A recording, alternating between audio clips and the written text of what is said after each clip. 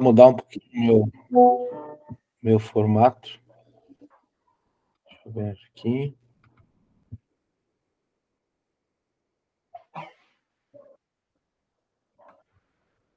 Uhum.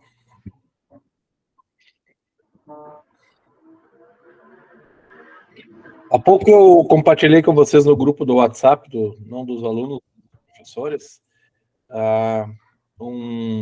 uma palestra dos dois diretores dos seminários, um de Fort Wayne e outro de St. Louis. Podem assistir depois, né? Bem interessante o tópico, né? O tópico da convenção da LCMS é a teologia da cruz, certo? E aí o professor Haas, de Fort Wayne, e o professor, como é que é o nome do diretor de St. Louis ainda? Eggers, acho que é Eggers. Os dois falando da formação teológica, né, que é mais ou menos o que a gente vai falar agora, na época de Lutero, como é que Lutero foi um aluno e também professor de teologia. E é interessante, o professor Eggers menciona de que a formação hoje tem que ser, ele usou 3 palavras, vamos ver se eu me lembro delas: rápida, né, barata, Thomas Eggers. Obrigado, Fernando. Rápida, barata e profunda. Significa que nós temos as ferramentas para fazer as coisas rápidas, menos tempo, mas tem que ser, né, barata, a igreja está pagando a conta, e profunda significa que tem as ferramentas necessárias para aprofundar teologicamente as questões. Isso nos empurra para uma maneira de trabalhar que é uma maneira contínua, né? Que não tenhamos aquela sensação de que uma vez formado, pastor, está resolvido o problema.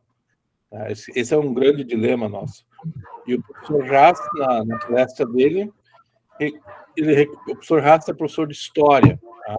Ele recuperou a formação dos seminários, então, nos Estados Unidos, e no início da palestra ele menciona o currículo que se tinha, por exemplo, tanto em St. Louis como em Fort Wayne, na formação.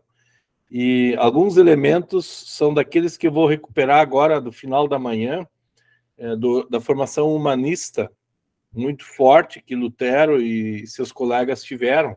Tá?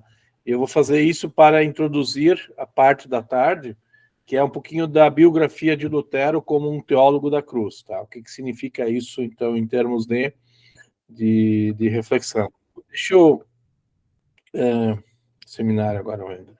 Deixa eu compartilhar novamente a tela, né? Só para chamar a atenção para esses elementos de uma formação, digamos, das ciências normais, né? Eu não acabei não mencionando, mas o humanismo presente na época ajudou a rechaçar o método escolástico. Tá? O que é o método escolástico? Nós somos frutos do escolasticismo. Tá? Nós ainda fazemos, por exemplo, eu me lembro na época da instrução de confirmandos, a memorização que nós tínhamos, ela muitas vezes não fazia sentido para a gente. Nós saímos de uma aula de escola de instrução de confirmandos e ia matar passarinho, em vez de cuidar dos passarinhos. Né? A gente pegava o bodoque e ia matar os bichos. Aí, exatamente, Diego. Aí a gente se pergunta, mas peraí, Deus pediu para nós cuidar da criação. E o pastor não conseguia fazer a conexão, né, do ser humano, né, no topo da criação, não para subjugar a criação, mas para cuidar dela. Tá? Eu também, Diego, matei muito. Quer dizer, eu não conseguia porque eu não acertava, era tão ruim de mira que não acertava. Tá? Mas a instrução, nós tínhamos o catecismo, tinha os versículos bíblicos para memorizar, nós tínhamos a história bíblica, isso para mim era fascinante, mas não havia a conexão. Tá? Então havia um discurso muito, muito escolástico, que Lutero vai quebrar. Tá? Quando Lutero começa a ler a Bíblia e a explicar o texto bíblico. Tá? Então, essa é uma primeira contribuição. Segundo, nós não temos costas estreitas, né? Nós temos que ter costas largas, e para isso a teologia sempre é uma teologia que usa a história a seu favor. Tá? E é interessante, se vocês lerem, por exemplo, os argumentos de Melanchthon, especialmente na apologia, vocês vão ver que ele usa testemunho bíblico, testemunho da igreja, e aí o que está acontecendo no contexto onde eles estão vivendo. E isso é o quê? Esse exercício metodológico ajuda a gente a fazer parte da igreja de todas as eras, né? Então, por mais que os pais erraram, os pais da igreja, eu disse isso hoje de manhã, você faz o quê? Você se coloca na nuvem de testemunhas, tá? E é interessante como a apologia, ela está muito organizada dessa forma. Então, esse foi o método, digamos assim, que especialmente Melanchthon conseguiu colocar em evidência. Essa é a retórica. O catecismo é assim, tá?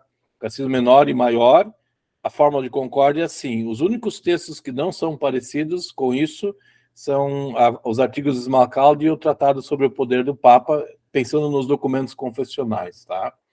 Uma outra coisa que me chama a atenção é essa volta às escrituras como livro-texto, tá? Não só ler as escrituras como uma mágica, mas, de fato, perceber o que as escrituras estão articulando e como elas estão articulando, né? Isso em termos hermenêuticos, mas também em termos textuais, né? Eu vi antes o Diego compartilhando os textos aí aquele cara da internet, né? Como é que é o nome dele agora? Eu esqueci, Diego. Me ajuda a lembrar. O passarinho? Passarinho. Isso, Chatbeard, né? Esse mesmo. Ele faz uns exercícios muito interessantes, tá? Ele consegue colocar Cristo, né? Lembre-se, nós estamos trabalhando com o texto bíblico, a nossa história. E um último elemento, um penúltimo aqui, é a questão da organização do pensamento. Nós somos seres racionais e por isso nós temos que saber organizar a nossa reflexão teológica. Tá? E isso é importante. Por isso, toda a articulação que a gente tem, esse era o discurso dos dois americanos há pouco, como nos organizamos de tal forma para que aquilo que a gente diz faça sentido. Isso é importante, tá? Isso é importante porque as pessoas são seres racionais, nós não somos seres irracionais. Então, toda essa proposta teológica fez com que a reforma tivesse um ponto de apoio. E aí eu vou mudar agora a tela, vou compartilhar com vocês o terceiro tema que eu preparei, que não é muita novidade, mas é que ajuda um pouquinho, que é... Aqui eu quero mais conversar com vocês e mostrar como é que se desenvolve a história, então, da teologia da cruz em Lutero. Esse é o ponto, tá? A pessoa de Lutero, o ponto digamos assim, de desenvolvimento, né? Eu começo aqui com uma citação de Arquimedes, filósofo e matemático grego, né, que dizia que preciso de um alavanca e aí eu consigo mover o mundo, né? Qual é a alavanca de Lutero? Qual é o ponto de apoio? São as escrituras, tá? Não é... Lutero está totalmente... depois que ele é desautorizado pela igreja e pelo Estado, Lutero acaba tendo um ponto de apoio no qual se firmar, tá? E a gente sabe que na virada do século, isso aqui é uma citação mais velha, isso é coisa da virada do século 20 para o 21, Lutero foi considerado pessoa muito importante, né? Aqui tem as citações, né?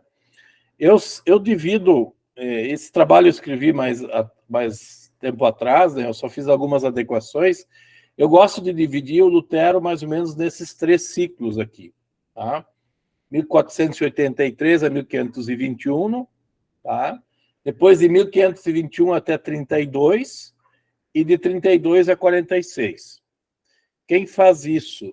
Martin Brecht, que é o maior biógrafo de Lutero, tá? Ele é o cara que faz essa divisão. E eu sigo essa divisão para olhar para Lutero, né? Se eu fosse perguntar, alguém teria coragem de dizer por que 1483? Alguém sabe? O que aconteceu em 1483 na história de Lutero? Nasceu. Lutero nasceu. Perfeito. Batizado. O batizado e o nascimento. Tá, tudo bem. Os dois do mesmo dia, do mesmo ano. Isso aí, perfeito. E o que aconteceu em 1521? Worms. Worms. O que mais? Excomulgado por 22, 21. Sim, ele é excluído, ele é excomungado em Worms, certo? Mas o que aconteceu que é importante para o desempenho de Lutero? Não só o acontecimento de Worms, certo? Porque o acontecimento de Worms, para muita gente, especialmente para os iluministas, se vocês me provarem pelas escrituras e pela razão que eu estou errado, eu queimo tudo que eu produzi. O que é a razão para Lutero ali? Vocês lembram qual era o conceito de racionalidade no estudo teológico na Idade Média? Para que servia a razão? E a gente mantém esse princípio até hoje. A serviço da fé. Exatamente. Ela era uma serva das escrituras, certo? Ela não era autônoma, como é o iluminismo. Ok? Perfeito, Joel. Essa visão... Não foi quando Lutero começou a traduzir, ou traduziu o Novo Testamento, em 1521? Ganhou nota 10. É isso mesmo. 10 para ti. Depois eu tiro, tá? Por isso essa data ela é importante. Qual é o ponto de referência aqui? São as escrituras, tá? Lembra que ele traduziu em 10 meses o Novo Testamento e vai ser publicado em setembro de 522, e esse é o ponto de referência, ok? Então, nós não estamos criando uma nova autoridade. Lutero está resgatando a autoridade das escrituras. Sim, Antônio? Vou falar? Não? O que acontece de 1521 a 32? Quem lembra alguma coisa? O que aconteceu nesse período?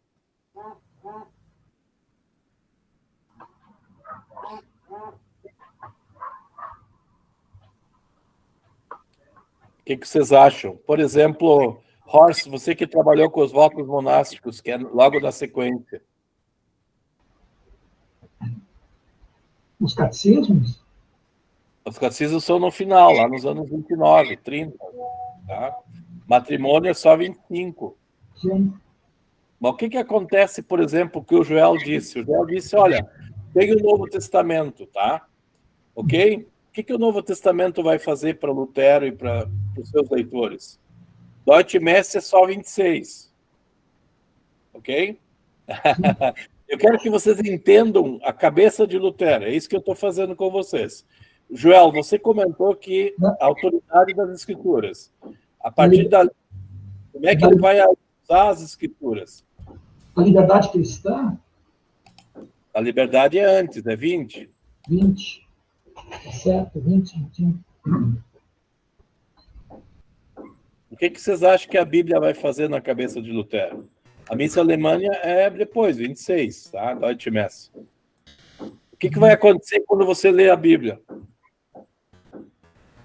Ele vai começar a organizar o pensamento dele a partir do que as escrituras revelam. Daí vai mudar os escritos dele e vai mudar a mentalidade teológica dele. A exegese, né? A exegese vai tomar forma. Tanto é que vocês têm uma série de escritos, o votos monásticos, Horst, você disse, né? Quais são os votos? São aqueles que Deus pede, não aqueles que a igreja inventou. Tá? Essa é a visão.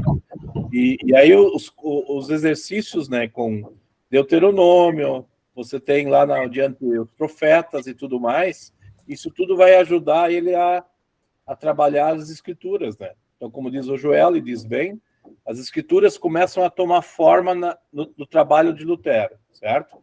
Muita gente considera o ano de 1520 um ano importante. Até para a Comissão Obras de Lutero, se você conversar, por exemplo, com o professor Ricardo Ritt, ele vai dizer que o ano mais importante é o de 20. Por quê? É o Lutero revolucionário, tá? Ele escreveu lá da liberdade cristã, o que mais lá? a questão do Estado, do cativeiro babilônico, logo na sequência, certo? E aí, as pessoas, eu não vejo dessa forma, eu vejo Lutero diferente. Eu vejo a autoridade das Escrituras tomando forma no trabalho de Lutero. Tá? Então, a questão do casamento, 25. Lutero sabia que a vontade de Deus é o casamento. Mas por que ele levou 4, 5 anos para casar? Tá? Porque ele não queria sujeitar ninguém, forçar ninguém à situação. A missa, a mesma coisa. Ele sabia que tinha que se distribuir os 2 elementos da missa, da ceia. Mas ele não fez como Karlstadt fez. Empurrou goela abaixo o casamento, a missa, o que mais? Lembra o que o Karlstadt fez? Tirou as vestes litúrgicas, certo? Quer dizer, você não precisa jogar fora, você pode manter a boa ordem. Tá? Esse seria o movimento iconoclasta, né? Isso, o movimento iconoclasta. Aliás, o pastor Shadek vai trabalhar a questão dos sermões em Invocavit, né? Que são logo na sequência, em 22. Né? Então, nós temos isso. Né? A confissão privada, Diego, Lutero nunca tirou ela. Tá? Nós é que, infelizmente, a história tirou ela. Né? Você fez seu trabalho sobre isso. Né? E ela é muito bonita, ela aparece nos artigos do Malcaldi. Ela deveria ser algo natural e normal entre nós. Né? Tá? Muita gente vai dizer que, por exemplo, a questão do sacerdócio dos crentes, né? Eu gosto mais que Lutero chama dos batizados, né? O Diego vai mexer nisso um pouco depois, mas em 1520 Lutero quebra o paradigma, destrói a estrutura. Não, em momento algum ele vai fazer isso, tá? Por que agora, então, vamos adiante? 32 a 46.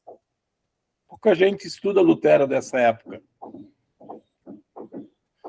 Porque é um Lutero doente, Lutero com problema de circulação sanguínea, isso faz com que ele seja muitas vezes explosivo, né, assim, que está querendo matar todo mundo, mas é um Lutero que pouca gente trabalhou. Tá? Nós estamos recuperando o Lutero agora, nesse período. Tá? O que vocês acham que aconteceu? Sí, profesor, una de las cosas que me impresionó mucho al leer los sermones de Lutero, especialmente la serie del 38, ¿no es cierto?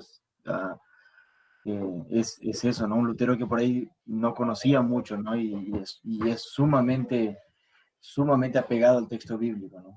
Es muy impresionante, ¿no? Y muy claro, ¿no? Y muy contundente en las definiciones teológicas, sin ningún temor a decirlo como son las cosas, ¿no? Verdadero teólogo de la cruz, ¿no? En ese tiempo. Gran producción teológica,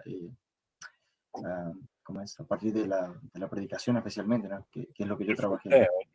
Nós temos os grandes clássicos dessa época, Gálatas, Gênesis, né, João, né, que a gente vê os artigos de Malcaldi, né, a questão da eclesiologia toda, que é fruto da palavra de Deus, certo? E isso tudo é importante no Lutero, então, fim de vida, que muita gente não interessa, né? Porque muita gente lê Lutero, muita gente celebra Lutero a partir dos seus interesses sociais, políticos, econômicos, né? Assim por diante. Então, é o Lutero dos 500 anos, né? Que é um Lutero muito mais sobre Lutero do que sobre outra coisa, né? Nós ainda conseguimos celebrar Lutero dizendo que não é sobre Lutero, é sobre Cristo. Daí. Esse é o grande ponto da teologia, que é o que nós queremos chamar a atenção de vocês. Então, essa biografia, eu dividi ela, esses 3 blocos, vou chamar a atenção para algumas coisas, né, que vão aparecer a partir de amanhã, né? Então, aqui a gente tem algumas informações rápidas, né? Lutero tem uma certa peculiaridade, ele é filho de uma família de agricultores que se torna mineiros, né? O pai se torna dono de uma mina de, não sei se é chumbo, de prata, né? Isso faz com que ele tenha uma condição financeira razoável. Oi? Cobre? Cobre, isso, perfeito. Tá? Então ele estava numa cidade que em si não era pequena, 4.000 habitantes, é pequeno, né? Mansfield é menor, Mas Wittenberg é menor ainda, né? Ele vai ser professor no fim do mundo, né? Wittenberg não é nada comparado, por exemplo, com Rotterdam, onde estava o Erasmo, né? Então, nós temos algumas informações que a gente dá uma olhada aqui, né? A entrada dele no mosteiro em 1505, eu falei ontem, hoje de manhã, 20 anos ele fica com os votos monásticos, tá? Então, Lutero tem esse desenvolvimento, esse treinamento dentro dessa postura medieval, tá? E quando ele escreveu os votos monásticos, que é o que nós vamos ouvir a partir do pastor Horst, Lutero percebeu o quanto ele estava distante do ensino bíblico naquele período, tá? O quanto ele estava explicando a realidade que o cercava a partir da sua experiência. Lutero não conseguia ver a experiência a partir do que Deus lhe dá, mas sim a partir do que ele consegue fazer, tá? Então, esse resultado da biografia de Lutero vai ser quebrado, né, quando ele percebe, basicamente, nas leituras bíblicas, e segundo alguns autores, isso já acontece em 1513, 14, 15, onde lei e evangelho estão claros. Ele não está se expressando dessa forma, mas já tem consciência da distinção entre a obra de Deus e da obra do ser humano. Para isso serve a lei e evangelho, para deixar Deus ser Deus, de fato, né? Então, Lutero está percebendo isso. Bom, Lutero tinha sido treinado no chamado Trivium, tá? O Trivium era o melhor que a civilização greco-romana legou para a história da igreja, e a igreja incorporou isso da caminhada acadêmica, tá? O Trivium é gramática, lógica e retórica, que nós estamos perdendo, né? Porque nós estamos introspectando a nossa caminhada. A gente não explica mais as ciências, a gente faz uso da ciência para entrar dentro da gente. A psicopedagogia, a psicologia, tudo isso está presente entre nós. Então, isso nós vamos ter que revisar um pouquinho ao longo dos anos, tá? Então, as ferramentas humanistas ajudaram ele a ver uma formação, digamos assim, própria, né?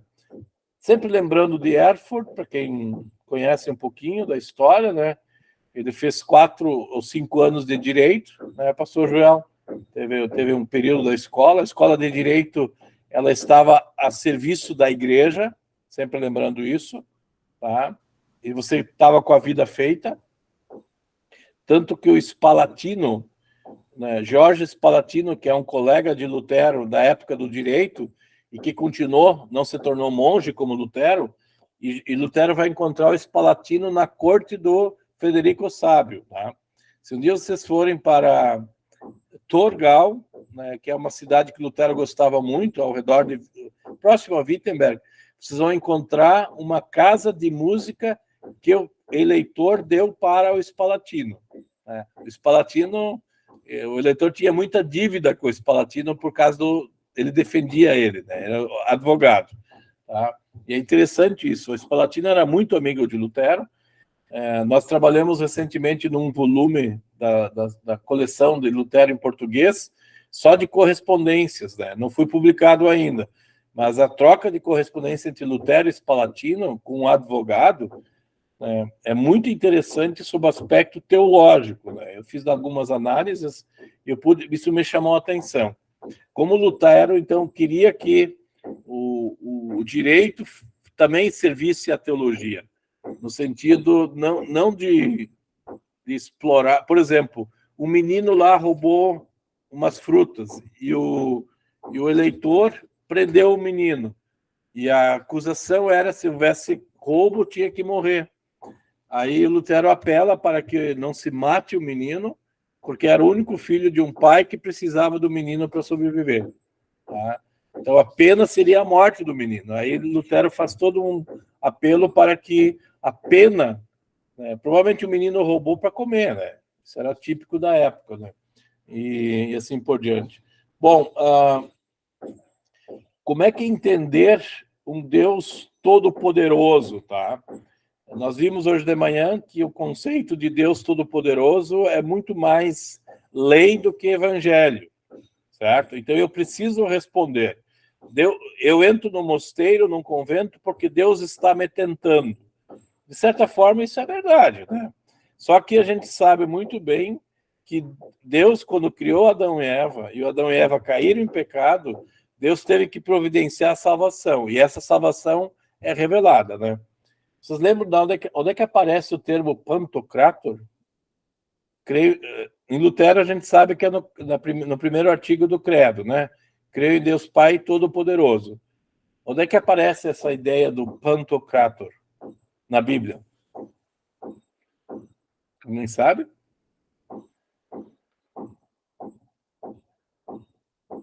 É uma pergunta meio ampla, assim, muito, né? No Apocalipse, tá?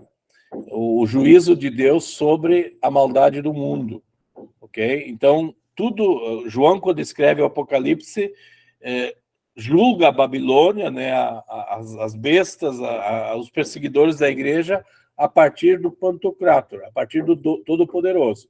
Só que Lutero vai olhar para o Todo-Poderoso como sendo alguém que é parte da minha história, né? É evangelho e não lei. Tanto é que o primeiro artigo do Credo, né, Isaías também usa isso, mas o Apocalipse, Apocalipse usa direto o Antigo Testamento, Fernando. Obrigado por lembrar. O Pantocrator, para nós, não é negativo, é positivo, quer dizer, é graça de Deus, né? Nós confessarmos o Deus que vem ao encontro da humanidade e salva a humanidade, e que tem poder, pelo seu poder ele pode mover o mundo para isso, né? Esse Deus é o Deus poderoso que Lutero vai ter que descobrir, não no mosteiro, mas na leitura bíblica. Então, só a leitura bíblica faz com que o Deus Todo-Poderoso ganhe seu espaço novamente, tá?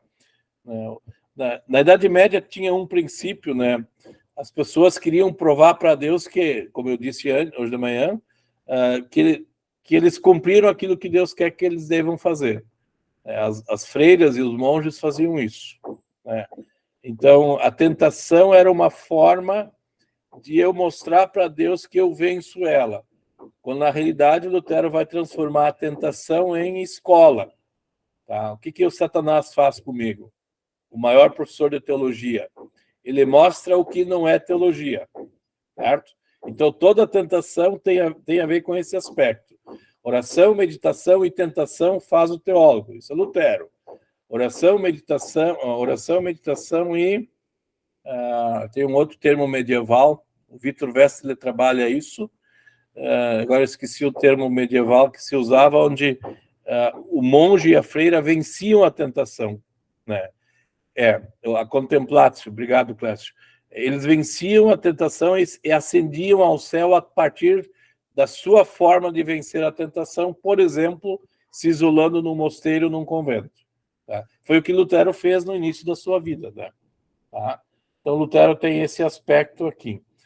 Nós temos que olhar, e aí o pastor Joel disse antes, né, a importância de 21, mas antes disso, Lutero já tinha lido os Salmos, já tinha lido Romanos, já tinha feito a primeira leitura de Gálatas, de Hebreus, tá? Romanos, por exemplo, ele não repete. Romanos é o texto clássico de Wittenberg, né? Pela forma, pela organização do raciocínio, tá? Mas Melanchthon é o campeão em Romanos, tá? Não é Lutero. Tá? Então, o Romanos que nós temos aqui em português e espanhol é muito breve, são apenas glosas, são pequenos comentários aos textos, tá?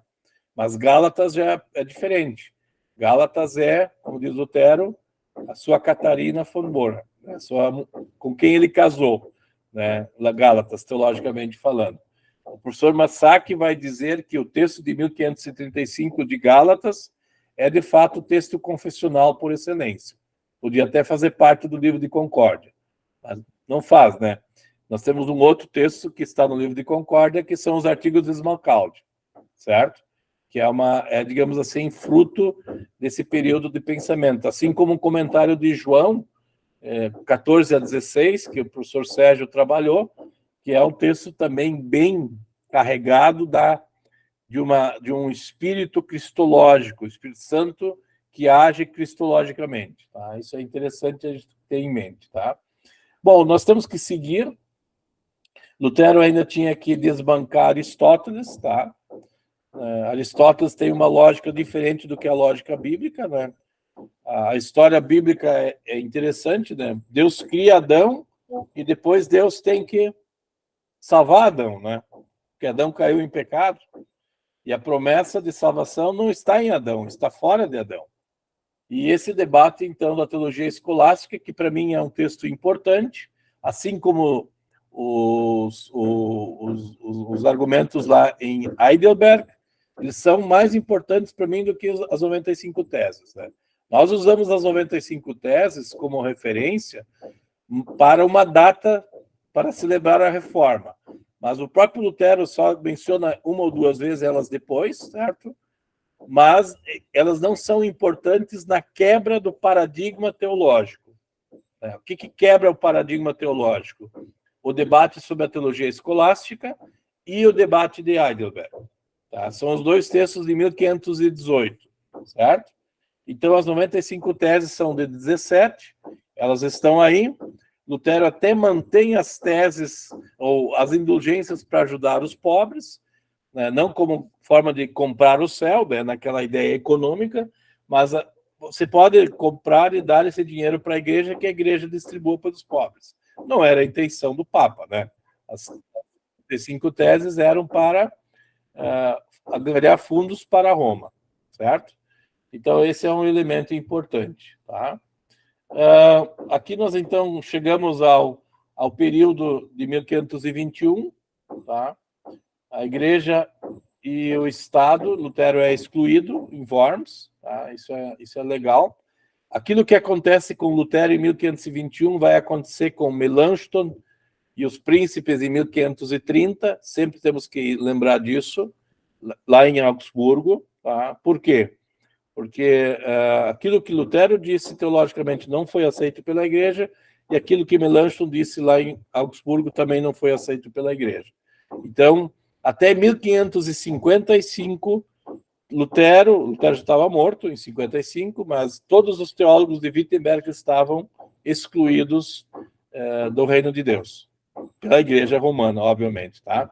O que aconteceu em 1555? Uma paz de Augsburgo que vai dar autorização de novo para a Faculdade de Teologia de Wittenberg ter uma certa autonomia, tá? E a gente sabe muito bem que quando houve a Guerra de Smalkalde, em 1547, Lutero morre em 46, a própria Catarina não pode ficar em Wittenberg. Ela tem que se deslocar até Magdeburgo, tá? Não Marburgo, tem Marburgo e tem Magdeburgo. E o centro do luteranismo pós-morte de Lutero vai ser em Magdeburgo, especialmente com Amsdorf e Flacius, tá? Que são os dois líderes. Melanchthon fica em Wittenberg, 1547, porque ele faz os acordos com o imperador e com a Igreja Católica, os chamados ínterims, que vão dar origem depois às discussões das controvérsias que vão levar à Fórmula de Concórdia, tá? Então, Lutero, nesse momento, está sozinho, tá? Em 1521. Tá? E aqui eu coloquei algumas informações, né? O que Lutero vai ter de clareza? Quem é a autoridade para Lutero? Não são os teólogos medievais, mas só pode ser, como disse o pastor Joel antes, só pode ser as Escrituras. Então, a Escritura que tinha sido escravizada, né, tinha sido fechada, agora, de repente, ela começa a ser reaberta.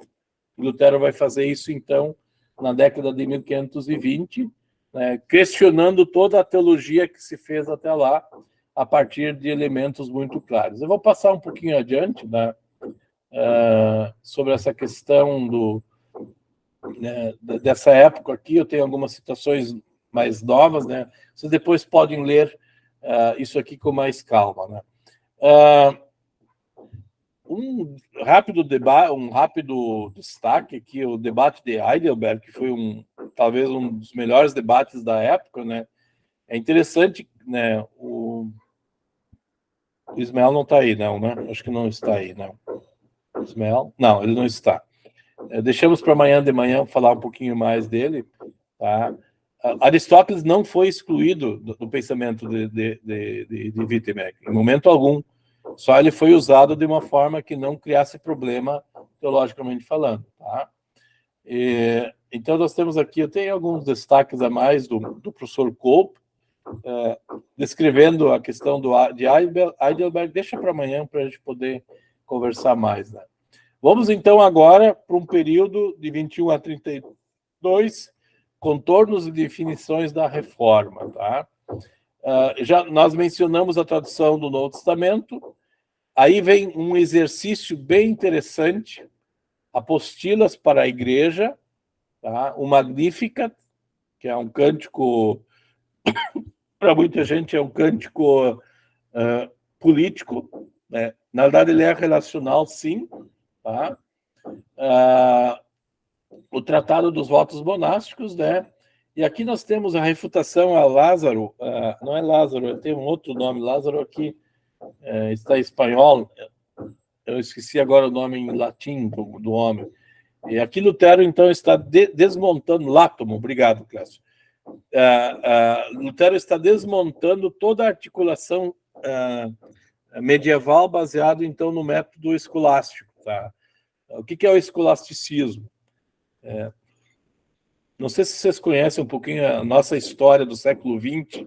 Vocês conhecem vocês conhecem Franz Piper, né? Quem é Franz Piper? Alguém sabe? Franz Piper é da dogmática cristã? Isso. E quem é o Hans Piper? É o irmão. É o parente desse. É o irmão. São dois irmãos, um é missuriano e outro é de uma outra igreja luterana nos Estados Unidos, tá? Um é exegeta e outro é sistemático.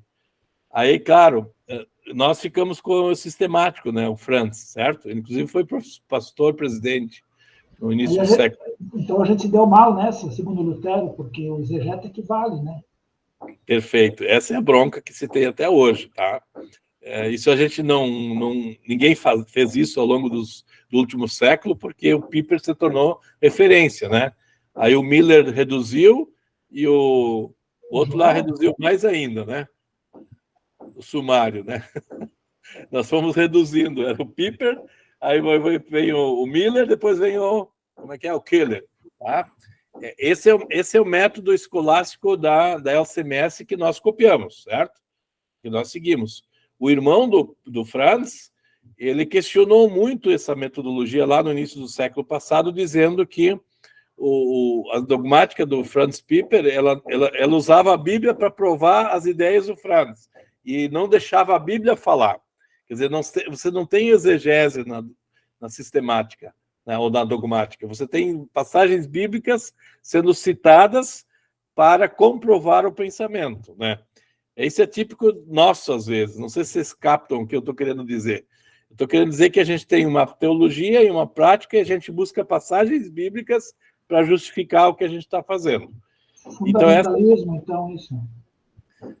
Chega lá, nós não queremos ser fundamentalistas, tá? Inclusive, essa nova dogmática que foi traduzida para o português, eles tentaram corrigir isso um pouquinho. Lembram? Não sei se vocês já olharam ela. O pastor Joel, eu sei que tem um grupo de estudos aí, porque tem a parte bíblica, primeiro do AT, depois NT, e aí vai indo, né? História, um pouquinho de sistemática e aspectos pastorais ou práticos, né, Joel? Eles tentaram, digamos assim, mexer nessa forma escolástica de trabalhar, que eu acho que é prudente, e isso é importante, tá? Mas o Lutero, ele não tentou sistematizar. Toda pessoa que tentou sistematizar Lutero, como Paul Althaus, pode ter lido Lutero parcialmente, segundo alguns autores, né? Bernard Lose, outro que faz, né? O professor Bus gosta muito do Lose, eu gosto muito do Althaus, eu tive que usar o Althaus na minha tese de doutorado, né? Eles são autores aí da metade do século passado que tentaram, digamos assim, criar uma linha vermelha no pensamento de Lutero, certo? É possível? Dá para fazer? Dá. Mas não é isso que eu estou querendo mostrar para vocês, tá? No exercício que nós estamos fazendo nessa disciplina, não é para dizer assim, vamos colocar uma camisa de força e dizer que Lutero é igual em todo o período. Lutero não é. E aí nós temos que ler Lutero no seu devido momento. Tá? É isso que a gente está fazendo. Tá? Então, a gente podia perguntar, mas e aí? O que significa isso? Significa que nós temos, né, e eu vi isso antes no vídeo do professor Egers, nós temos que continuar estudando, nós não podemos parar, nós não podemos nos dar por satisfeitos. Tá? O pastor que recebe um comissionamento, um chamado, ele é um eterno aluno das Escrituras. Isso não é novidade, né? Quem disse isso? O próprio Lutero sobre o catecismo. Eu sou um eterno aluno do catecismo. Em outras palavras, eu sou um eterno aluno da palavra de Deus. Eu não consigo me desvencilhar por ela. E isso não é apenas uma atitude didática ou pedagógica. Isso tem a ver com a ação do Espírito Santo. Tá? Eu não vejo de outra forma essa expressão de Lutero a não ser alimentado eternamente pela palavra. Ela é, de fato, a palavra é o alimento da alma. E alma aqui é aquilo que foi soprado, né? Alma para Lutero é aquilo que foi soprado lá no Jardim do Éden em Adão. Alma vivente. Tá? E eu concordo com o professor Zenbail, que diz que essa alma vivente é nada mais, nada menos do que... Alguém chuta? Quem é que nos faz crer em Jesus Cristo? Que nos identifica? Espírito Santo? O Espírito Santo. Tá? Você não tem... em Lutero você tem o interior e o exterior. Isso está muito claro no debate. Nós vamos ver isso, acho que lá com o Fernando, na questão do debate, ou do escrito da liberdade cristã. Interiormente eu sou livre, porque o Espírito Santo me liberta, e exteriormente eu sou servo. Tá? Servir. Aí vem de novo aquilo que eu disse hoje de manhã, nós temos o ouvido e nós temos o olho. Acho que eu disse isso hoje de manhã. O que é ouvido? A fé vem pelo ouvir, e isso me abre e me mostra que aquilo que eu ouvi se realizou. Tá? Então, eu confessar que eu sou criatura de Deus, é primeiro saber que eu sou criatura de Deus, para depois me reconhecer como criatura. Tá? Isso Lutero trabalha muito bem no texto de Gálatas, no texto de Gênesis. Tá? Essas são duas formas que a gente não está acostumado a ler. O homem interior e o homem exterior. Tá? O apóstolo Paulo usa essa linguagem. Então, nós não temos uma linguagem de corpo e espírito, por exemplo. Nós temos o interior e o exterior. Tá? Isso é interessante a gente perceber no comentário de Lutero. Aqui cabe um destaque legal, eu chamo a atenção, que é o exercício da tradução do Antigo Testamento, tá? Que saiu em 1534, foi publicado. Eles terminaram em 32, mas eles passaram horas e horas trabalhando em cima do texto. Tá? Então, por exemplo, aqui um comentário sobre o sola. Eu não sou fã dos solas, né? Quantos solas tem no luteranismo? Tem uns 15, mas a gente usa os 3 ou 4 aí, né? Então, eu realmente não sou muito fã. Tá? Para mim, o sola estão muito mais para o calvinismo do que para o luteranismo, mas esse é outro assunto. Aqui em Romanos 3, 28, eu sabia muito bem que... Oi? Em Clóvis, então a gente podia convencionar a partir do nosso momento de reflexão que a gente tem apenas um, né? Sola de sapato. Mas falamos sobre isso em outro momento, tá? Mas eu posso trazer algumas informações que eu pesquisei. Aqui em Romanos 3, 28, eu sabia muito bem que o texto latino e grego não aparece a palavra solum. Os papistas não tiveram que ensiná-lo. É certo, as 4 letras solum não estão aí. Letra que os burros vêm com uma vaca, vem uma puerta nova, pero não vem que assim contenido do sentido do texto, e quando querem traduzir de forma clara e contundente, devem incluí-las, porque eu queria falar alemão e não latim ou grego. Isso aqui é coisa de Lutero. Tá? Lutero, alguns vão dizer, a Sociedade Bíblica vai dizer que Lutero usa a equivalência. Na realidade, não. Lutero está criando uma nova língua. Não sei se vocês estão me entendendo. Se grego e hebraico se pensa assim, em alemão você pensa assado. Não é uma equivalência. Você não consegue comparar uma língua grega e hebraico com o alemão. Isso é uma outra forma de falar. Então, e isso é interessante. Os linguistas estão falando dessa forma. Você cria uma nova língua. Lutero é o criador de uma língua. Tá? Né? A palavra Fleisch, que é a tradução para Sarx, né? O que é esse velho homem, essa velha natureza? Tá? E aí Lutero fez o quê? Vocês lembram isso, né? Ele foi perguntar para o açougueiro como é que se entende isso, né? Mas não é a carne do açougue, né? É a natureza do ser humano herdada de Adão e Eva, tá? E aí vem toda uma explicação de como Lutero trabalhou isso, né? E é todo um serviço realmente retórico, né? Sempre lembrando, a retórica tinha a ver com a gramática. Você tem que criar a ideia, essa ideia tem que ser explicada, e isso faz sentido para quem está aprendendo aquilo, tá? Então, a gramática, a lógica e a retórica é isso. Se a gente conseguir recuperar isso dessa forma no nosso discurso, a gente consegue ensinar o que se quer, tá? Hoje de manhã, conversando com o pastor Horst, né, depois da aula, sobre o conceito de discípulo e discipulado. Tá? Nós temos que definir os termos, e aí podemos usá-los. Ou chegar à conclusão que um não serve e outro serve. Então, nós temos que fazer esse exercício. E é interessante, por exemplo, quando a gente lê os artigos de Smalcaldi, onde Lutero explica os termos. Tá? Por que Lutero defende, por exemplo, uma comunhão indigna na participação da ceia, que tem um teólogo lá que não subscreve Lutero. Agora eu esqueci o nome do teólogo, teria que olhar no livro de Concórdia.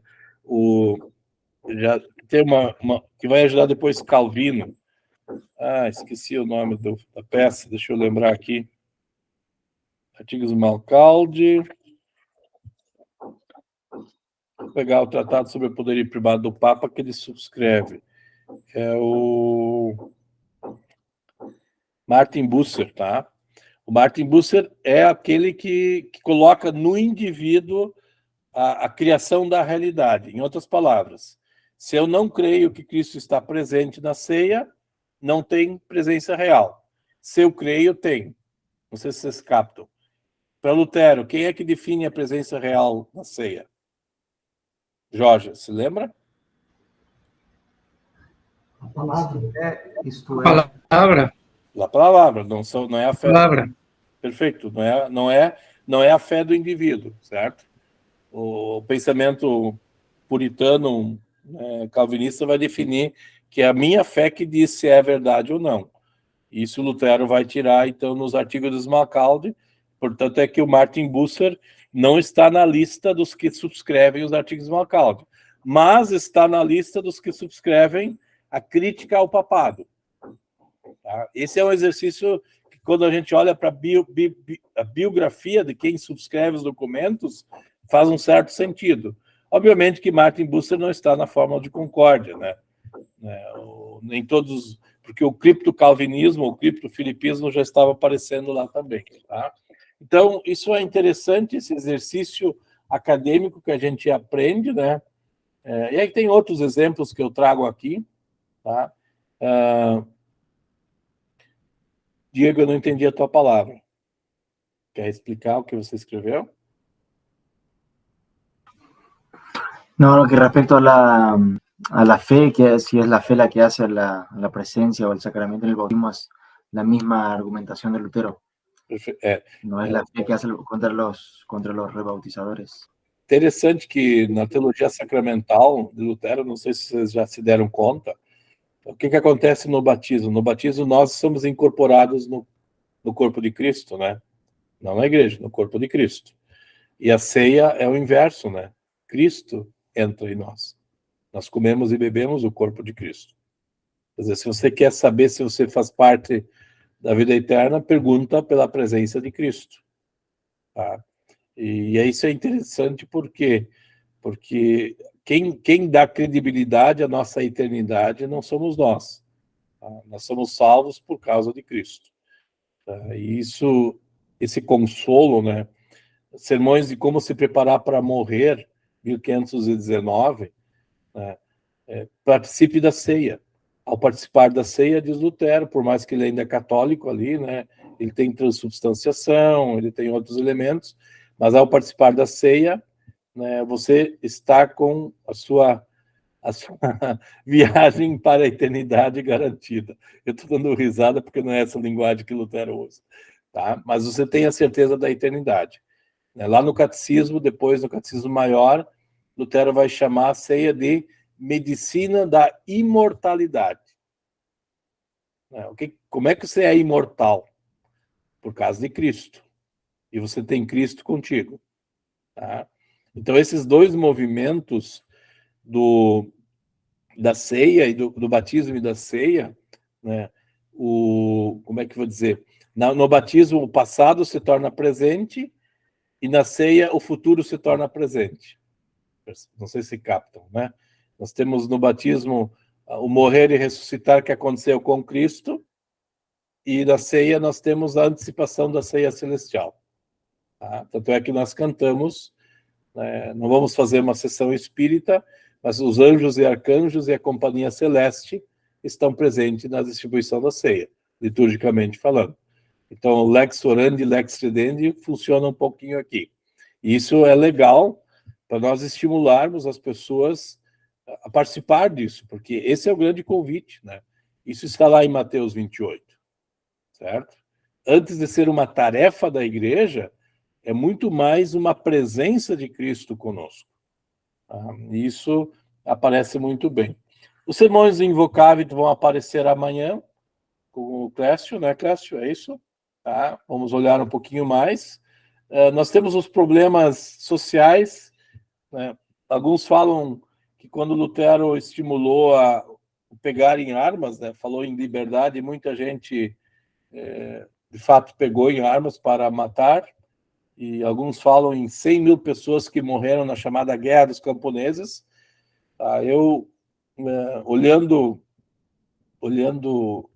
assim, mais criticamente, eu acho que Lutero não tem culpa nenhuma. Tá? Lutero nunca se envolveu com a Guerra dos Camponeses em si, por mais que eles vão usar Lutero, porque os camponeses estão em revolta já há mais de 200 anos. Tá? Era um movimento no norte da Europa que era muito rica, a parte mais rica da Europa naquele contexto. Tá? Ali há Países Baixos como Bélgica e Holanda, são países riquíssimos. Ali os camponeses não queriam trabalhar mais só pela sobrevivência. Então haviam vários focos de guerra, né, de pessoas que morriam lutando pelos seus direitos. E quem é culpado por isso é Thomas Müntzer e o próprio Karlstadt. Esse sim, até hoje na Alemanha, se vocês um dia forem para a Alemanha e circularem um pouquinho fora dos redutos protestantes convencionais, como o do luteranismo, vocês vão ver que o pensamento de Thomas Müntzer está muito presente ainda. Tá? Essa ideia do indivíduo com o seu direito e criar e se defender.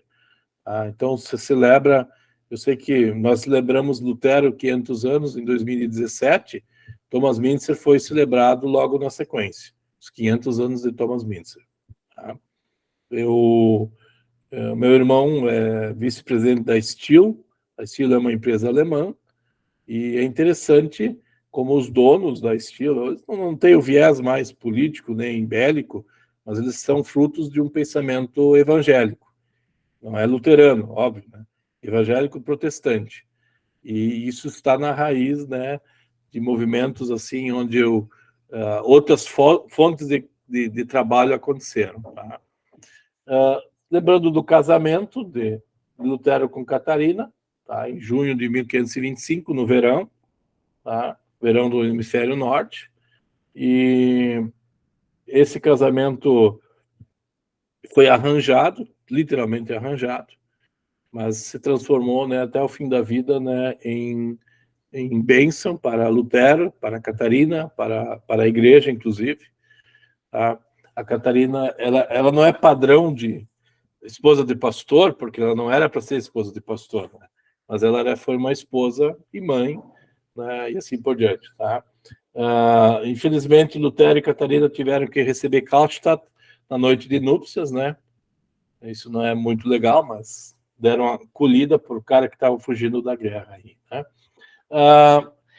Na época que eu escrevi esse artigo, eu usei um livro que hoje está em português. É o livro do Jenny Edward Witt, Um Ponto de Apoio. Bem interessante, uma biografia bem simples de Lutero, tá? Onde vocês podem, se alguém quiser ler em português, pode ler.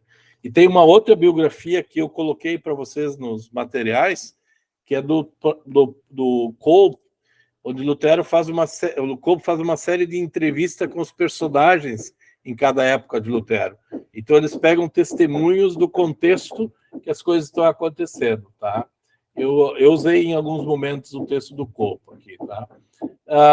Em 1529, o Colóquio de Marburgo, a gente sabe o que é, falamos um pouquinho hoje de manhã. Quem estabelece a presença real são as palavras e não o pensamento zwingleriano, né? E aqui nós temos que perceber que o Colóquio de Marburgo é uma tentativa unionista, especialmente do Landgrave Felipe de Hesse, querendo juntar forças para lutar contra o imperador, tá? E Lutero não se sujeita a isso. O Hermann Sasse mostra isso muito bem no Isto é o Meu Corpo, tá? Então, a palavra de Cristo, ela permanece. A questão que o Hermann Sasse pergunta lá no livro dele, quando ele analisa essa disputa em Marburg, é se nós vamos ficar presos só em 1 Coríntios 11. E hoje de manhã eu comentei que nós temos 1 Coríntios 10 e 11. Nós temos a cristologia de cima para baixo e nós temos a relação da cristologia dentro da dimensão eclesiástica, né? Então, o examine-se, por exemplo, alguém hoje de manhã destacou, ele precisa ocorrer na dimensão horizontal, no nosso trabalho ministerial. Mas nunca esquecendo que nós temos dois movimentos. O movimento cristológico, Cristo desce e se encarna, e essa encarnação ela precisa fazer parte da vida da igreja. Então, essa é a dimensão de 1 Coríntios 10 e 11. Tá? E aí, respondendo ao Hermann Sasse, qual o texto que nós vamos considerar? Acho que nós temos que considerar esse ensino do apóstolo Paulo. Vocês lembram que as cartas do apóstolo Paulo surgiram antes do texto dos relatos evangélicos, tá? E aí nós temos, nessa carta de 1 Coríntios 10 e 11, então um belo momento em que Lutero leva isso em consideração também, tá? Podemos ver um pouquinho mais adiante, se for o caso, né, especialmente na teologia da cruz, na questão do catecismo, tá? O catecismo é um design de Lutero que não deveria ser feito, mas forçaram Lutero a fazer. Lutero não queria criar um texto, tá? Eu não menciono aqui, eu acho, ou eu menciono, agora eu não me lembro, mas segundo Arendt, no livro que ele escreveu, Para que eu lhe pertença, que é um livro sobre a teologia do catecismo, ele menciona que foram feitas 59 edições do catecismo em menos de 3 anos. Significava que Lutero estava testando o texto do catecismo, né? Quer dizer, Lutero não queria que o texto se tornasse um documento fechado, né, único, mas acabou sendo porque nós temos qual é o texto do catecismo? É o que está no livro de Concórdia. Esse, pelo menos, deveria ser o norte da nossa definição, tá? E não os catecismos que surgem por aí. Mas o texto está aí, né? O catecismo se tornou confessional, se tornou a Bíblia do leigo, como diz a forma de Concórdia, mas, ao mesmo tempo, se tornou parâmetro para nosso ensino, tá? A ideia inicial de Lutero era que o catecismo nos empurrasse para as escrituras, não substituísse a leitura bíblica, tá? Então, isso é importante a gente ter essa clareza, né? O catecismo maior era a base para sermões, nós já sabemos disso, tá? E assim por diante. Quando Lutero começa a se envolver com questões administrativas, ele começa a dar suas sugestões, né? Então, por exemplo, eu menciono aqui opiniões de governantes, de políticos, de banqueiros, tá? De professores, tudo isso foi sendo reavaliado. Mas não é o Lutero confessional, é o Lutero que opina. Tá? Isso você não pode transformar em dogma, né? Recentemente, aí no seminário aqui em São Leopoldo, nós tivemos o simpósio de Lutero, tá? Sobre política. Tá?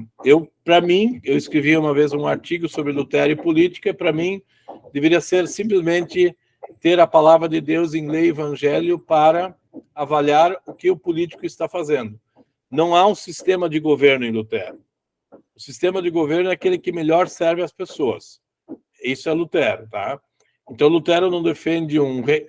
Ele escreve, por exemplo, para o rei da Dinamarca. Foi o primeiro primeiro governante que pediu ajuda. Por quê? Porque em 1525 todos os bens do catolicismo ficaram nas mãos do Estado. O catolicismo foi excluído da Dinamarca, a Dinamarca se tornou luterana, né, pelo menos com as ideias de Lutero, e aí precisava administrar a benfeitoria, os bens da igreja. Aí Lutero diz, não, transforma em órgãos públicos, tá? Então, um sistema educacional. Lutero nunca pensou numa escola paroquial, como nós imaginamos. Lutero sempre defendeu um estudo público bancado pelo governo, tá? Que não é o que aconteceu, né? Nós aprendemos que ao lado de cada igreja uma escola. Isso é posterior, tá? Isso está mais para o pietismo do que para o luteranismo, tá? Então, a gente tem esse viés de formação pública, né, que Lutero defende, né? Os governantes assumem os bens da igreja e, consequentemente, né, o Estado tem que proporcionar isso, tá? Aliás, na época em que o professor Ricardo Rita, está sendo gravado, tá? Na época em que o professor Ricardo Rita era reitor da UBRA, a UBRA se tornou a maior escola particular pública do Brasil, tá? Era particular, era da UBRA, mas quem pagava as mensalidades era o governo. Nós tínhamos em torno de 15 mil, eu não tenho o número exato, mas em torno de 15 mil alunos que eram bancados pelo governo federal brasileiro. Isso por causa da dívida da UBRA, né? Então, o professor Ricardo sempre dizia, nós somos a escola a maior escola público-privada do Brasil, né? A UBRA foi. Agora, ninguém quer ser do governo, né? Agora tem que ser particular e pagar caro, né? Ontem, na aula, no curso de medicina, eu perguntei quanto custa a mensalidade, 14 mil reais por mês, né? E os alunos estão... né? Professor, eu preciso fazer financiamento. Aí tem um filho de granjeiro, né? Que bom, né? 14 mil reais por mês, né? É um belo dinheiro por aí, né? Mas tudo bem, vamos adiante, tá? Eu menciono aqui rapidamente, nós vamos olhar depois os votos monásticos desse período, sermões de Invacave, Deuteronômio, Servo-Arbítrio, Abacuque, Jonas, Tito, tá? Sermões sobre o batismo, os catecismos, comentário do Salmo 118, né? E o sermão sobre os cristãos suportarem sua cruz com paciência, tá? De 1530. Esses serão os textos que nós vamos olhar desse período da história, tá? O professor Cope diz, né, que nesse período da história de Lutero nós temos uma teologia da cruz que se limita a dar... a teologia da cruz não é uma teologia que se limita a dar bons conselhos sobre como afrontar as tribulações e as tragédias. Lutero sabia muito sobre o sofrimento humano, mas nunca se fixou no sofrimento, né? Nem la bendición, né? A sua atenção sempre estava em olhar para Deus. Essa é a chamada teologia da cruz, então, nesse período de Lutero. Aqui eu descrevo um pouquinho mais a partir do que o professor Kolbe sugere, né? Então, teologia da cruz é o oposto da teologia da glória, que não conhece Deus, ou conhece um Deus desconhecido, né? E que precisava ser revisto à luz das Escrituras, tá? Então, é isso que a gente tem no Lutero nesse período da história. Eu vou um pouco adiante aqui. Nós temos aqui um argumento, né, mais detalhado que eu coloco no Teologia da Cruz. Vamos para a última parte, a terceira. Como Lutero, então, lutou para preservar a identidade da teologia da cruz. Tá? Em 1500, a década de 30 começa com a confissão, a Dieta de Augsburgo. Tá? E aqui nós temos um Lutero institucional. Eles têm que achar um caminho próprio para fazer as coisas. E aí, o que eles começam a fazer? Como é que vocês acham que alguém se organiza para ser igreja? Não sei se aconteceu na Argentina, mas aqui no Brasil aconteceu. Nos Estados Unidos também aconteceu. O que vem antes? O ovo ou a galinha? O seminário. O seminário. Obrigado, pastor Joel. O seminário veio antes da igreja. Quer dizer, para ter igreja tem que ter pastores, né? Não sei se aconteceu na Argentina assim também. Acho que não, né? Não, acho que a igreja foi formada antes, mas tinha o seminário de Porto Alegre, que formava pastores, não era? Então havia um vínculo com o Brasil. Tá? Então, isso é bem próprio do luteranismo. A academia vem antes da igreja. Tá? Isso aconteceu nos Estados Unidos, aconteceu em Wittenberg, né? A faculdade de Wittenberg é anterior à organização eclesiástica. Nós não temos o luteranismo organizado, a não ser, talvez, depois do livro de Concórdia. Tá? Por quê? Se você visitasse uma igreja luterana em Wittenberg em 1530 e fosse numa missa, num culto, você via uma coisa. Você visitasse uma igreja luterana em Torgau no mesmo ano, você viria coisa totalmente diferente. Você não tinha homogeneidade nas coisas, nas práticas, tá? Por que não tinha? Porque tinha várias influências ainda de outros grupos, tá? Tanto é que a Fórmula de Concórdia, quando fala dos adiáforos, nunca menciona os adiáforos em coisas externas, né? O Flácius que vai ter que lutar contra a definição católica de adiáforos, porque o catolicismo quer, de novo, forçar que os luteranos se sujeitem, por exemplo, a guardar dias santos, como o Corpus Christi, a celebrar santos, né? Tá? A transformar o domingo numa lei judaica, e assim por diante. Tá? E aí eles discutem, o Flácius vai discutir isso e vai ajudar muito no artigo da Fórmula de Concórdia que fala dos adiáforos. Tá? Mas nesse período, dos anos 30, então, em Lutero, o que eles precisam fazer? O primeiro passo é criar um currículo teológico. A primeira turma de alunos formados, então, com uma agenda diferente, né, teologicamente falando, se dá em 1535, 36. Eram pessoas já com uma profissão, pessoas de idade, e que fizeram curso de teologia e que foram habilitados ao ministério. Tá? Isso sob esse novo currículo da faculdade, então, de teologia de Wittenberg. Né? Nesse meio tempo, nós temos alguns escritos aqui, eu mencionei aqui só 3, mas temos mais, nós já vimos, os artigos de Smalcalde, os concílios da igreja e contra Hans Furst. Né? Esse texto aqui agora vai ser traduzido para o português, literalmente é contra João Linguiça.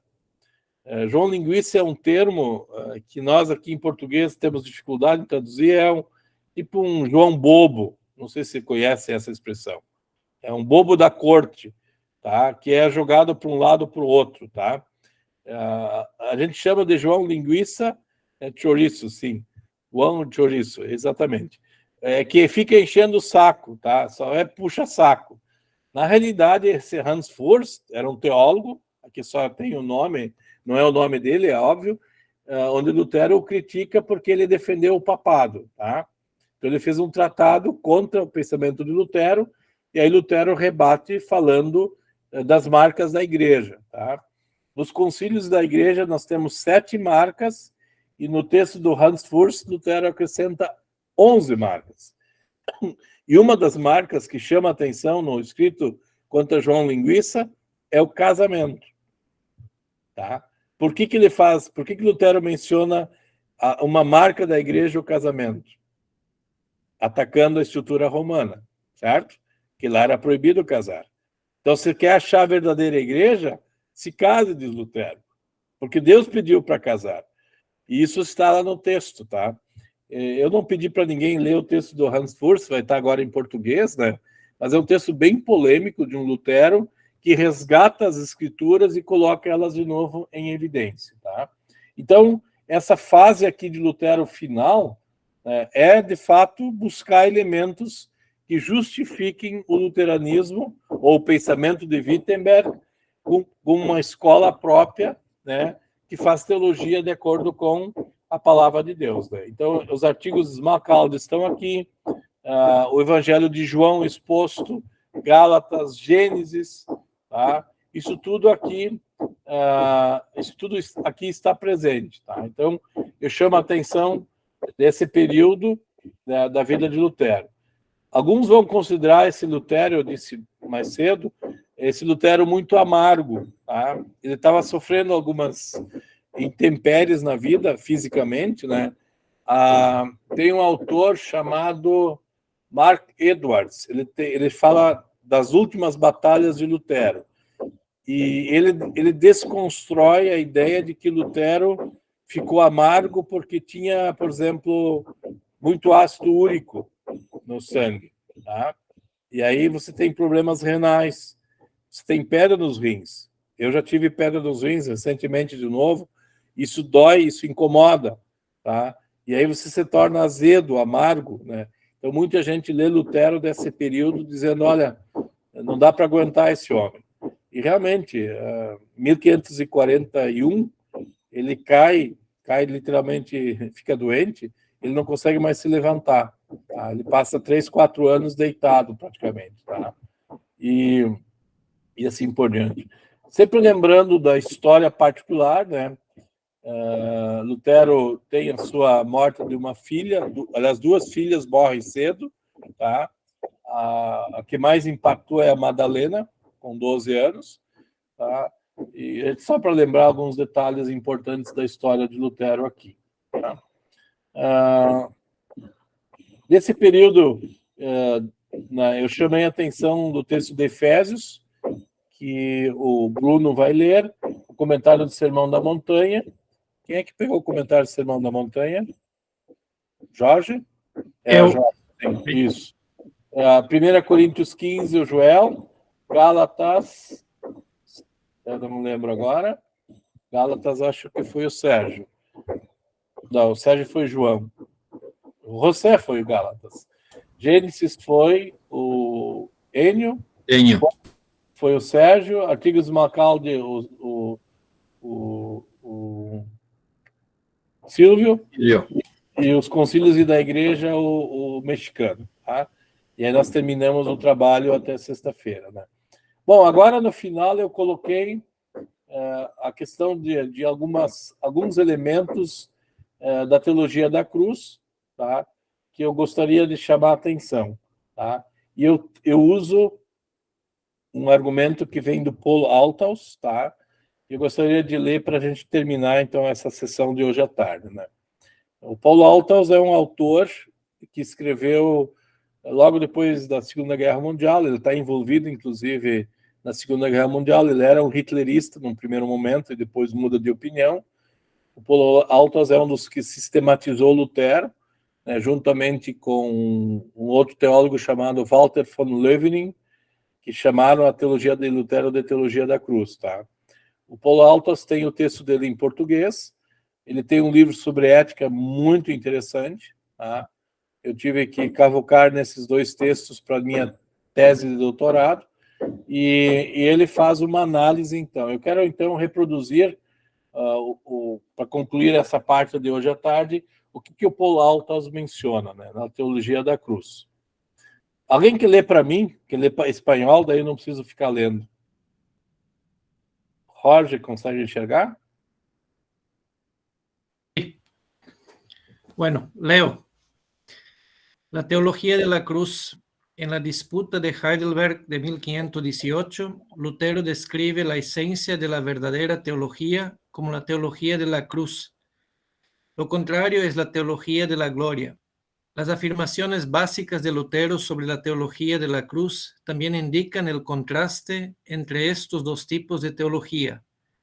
No merece ser llamado teólogo aquel que mira las cosas invisibles de Dios como si fueran claramente perceptibles en las cosas que han sucedido realmente. Merece ser llamado teólogo, sin embargo, quien comprende las cosas visibles y manifiestas de Dios vistas a través del sufrimiento y la cruz. Para entender estas tesis, hay que tener en mente Éxodo 33, 18 y siguientes y Romano 1, 20 y siguientes, pues los conceptos de Lutero están tomados de estos dos pasajes. En Éxodo 33, Moisés pregunta, «Muéstrame tu gloria». Dios responde, «No puedes ver mi rostro, porque el hombre no me verá y vivirá». En lugar de esto, Dios coloca a Moisés en una hendidura de la roca y mantiene su mano ante él hasta que su gloria ha pasado. Entonces Dios le quita la mano y Moisés ve la espalda de Dios, pero no su rostro lleno de gloria. La caracterización que hace Lutero de la falsa teología está tomada de Romanos 1:20. Insta a los hombres a apartarse del tipo de teología que allí se describe. Exhorta a los hombres a apartarse del tipo de teología que allí se describe. Para ello utiliza las palabras de Pablo en 1 Corintios 1:21. Pues ya que en la sabiduría de Dios el mundo no conoció a Dios por medio de la sabiduría, agradó a Dios salvar a los creyentes por medio de la locura de lo que predicamos. La teología descrita en Romanos 1:20 era posible cuando el hombre fue creado, pero los hombres han abusado de ella. Ahora ya no les hace piadosos, sino más bien necios. Por tanto, Dios sigue ahora otro método. Lo importante ahora no es el conocimiento de la naturaleza invisible de Dios en sus obras, sino el conocimiento de su reverso visible a través de los sufrimientos. La naturaleza invisible de Dios se opone a la visible. Su reverso se opone a la gloria de su rostro. Su naturaleza invisible se describe en términos de sus atributos majestuosos y su reverso visible en términos de su humanidad, debilidad, necedad.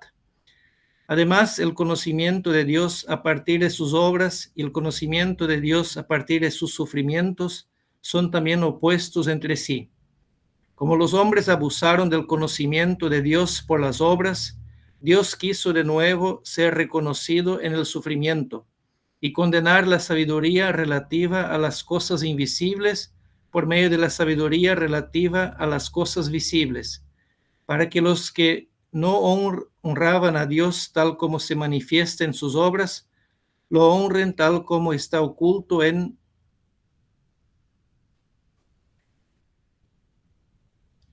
sus sufrimientos. Ahora bien, a nadie le basta y no le sirve de nada reconocer a Dios en su gloria y majestad, si no lo reconoce en la humildad y vergüenza de la cruz. Así la revelación de Dios y su ocultamiento en el sufrimiento, Lutero se refiere a Isaías 45:15, también se oponen entre sí. Es decir, ya sea directo o indirecto, el conocimiento de Dios es paradójico. La teología de la gloria corresponde a la petición de Felipe en Juan 14:8. Muéstranos al Padre. La respuesta de Jesús, sin embargo, llama a este hombre que busca a Dios en otra parte de vuelta a él mismo. El que me ha visto a mí, ha visto al Padre. Por eso la verdadera teología y el verdadero conocimiento de Dios se encuentran en Cristo crucificado. La teología de la gloria conoce a Dios por sus obras. La teología de la cruz lo conoce por sus sufrimientos. El contexto de estas afirmaciones en la disputa de Lutero y las referencias de Lutero a Romanos 1:20 y 1 Corintios 1:21 dejan claro que Lutero utiliza obras para describir las obras de Dios en la creación y sufrimientos para describir la cruz de Cristo. Al mismo tiempo, sin embargo, profundiza el significado de estas expresiones. Lutero usa obras no solo en el sentido de las obras de Dios, sino también en el sentido de las obras del hombre. Y sufrimiento se refiere no solo al sufrimiento de Cristo, sino también al sufrimiento del hombre. Lutero hace la transición de uno a otro como si fuera evidente. No se trata de una falta de claridad o de una confusión lógica en su pensamiento, sino de una afirmación legítima cuya validez está profundamente arraigada en el material que nos ocupa. Para Lutero, la preocupación por el verdadero conocimiento de Dios y la preocupación por la actitud ética correcta no están separadas y son distintas, sino que en última instancia son la misma cosa. La teología de la gloria y la teología de la cruz tienen implicaciones para ambas. La teología natural y la metafísica especulativa, que pretenden aprender a conocer a Dios a partir de las obras de la creación, están en la misma categoría que la justicia del trabajo del moralista. Ambas son formas en las que el hombre se exalta a sí mismo al nivel de Dios. Por lo tanto, ambas conducen al hombre al orgullo o son ya expresiones de tal orgullo. Ambas sirven para inflar el ego del hombre. Ambas utilizan el mismo estándar para Dios y para la relación del hombre con Dios, gloria y poder. En este sentido, Lutero no solo habla de la gloria de Dios, sino también del amor del hombre por la gloria y el glamour de sus propias obras.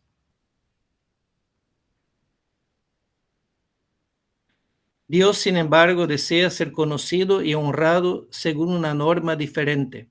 La cruz se opone a ambos elementos de la teología de la gloria, y ello en dos sentidos, como cruz de Cristo y como cruz del cristiano. La teología de la cruz trabaja con una norma exactamente contraria a la de la teología de la gloria y la aplica tanto al conocimiento que el hombre tiene de Dios como a la comprensión que el hombre tiene de sí mismo y de su relación con Dios.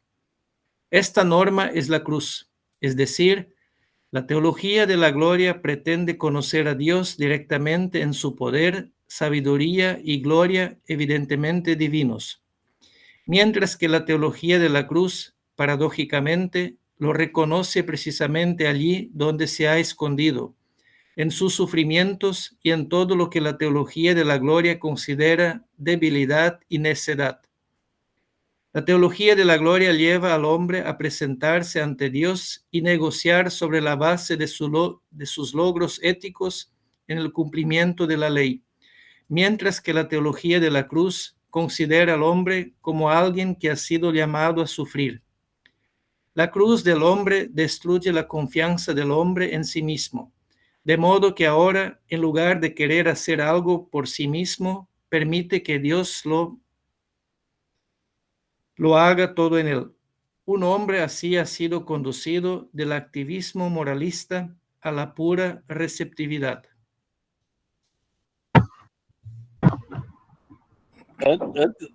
Antes de continuar, deixa eu fazer um rápido comentário. Esse texto aqui que o Jorge está lendo é um texto dos anos 40, 50, da teologia de Lutero. Se usava um termo para fazer o contraste entre o pensamento de Lutero, a palavra paradoxo. Não sei se vocês ouvem ele muito. O professor Cole, nos anos 2000, começa a usar uma outra palavrinha para caracterizar o pensamento de Lutero. Paradoxo parece você colocar uma ideia contra a outra, né? Seria mais ou menos como uma antítese, uma tese, uma antítese e uma síntese, né? Isso é uma dialética. Lutero nunca foi dialético.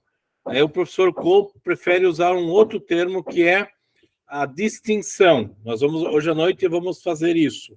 Nós vamos usar a hermenêutica das distinções de Lutero. Então aqui ainda se falava muito desse pensamento que parece contraditório, né? Do Deus oculto como Deus revelado e assim por diante. Então eu só chamo a atenção porque na literatura mais atual, né, por exemplo, o professor Birman fez isso na palestra dele aqui, né, os princípios da distinção no pensamento de Lutero. Você mantém a atenção e mantém duas realidades, né, porque a teologia da glória vai se manter. temos uma fonte da teologia da glória, nós temos a teologia da cruz também, com a qual nós trabalhamos. Nós trabalhamos com a teologia da cruz revelada. Então, nós não entramos na explicação do sofrimento de Jó. Nós precisamos, juntamente com Jó, chegar ao final do texto e dizer: eu sei que meu Redentor vive, que é o que foi dito para, né, Adão e Eva no Jardim do Éden. Tá? A promessa continua. Então, isso, exatamente, Diego. A palavra é distinção.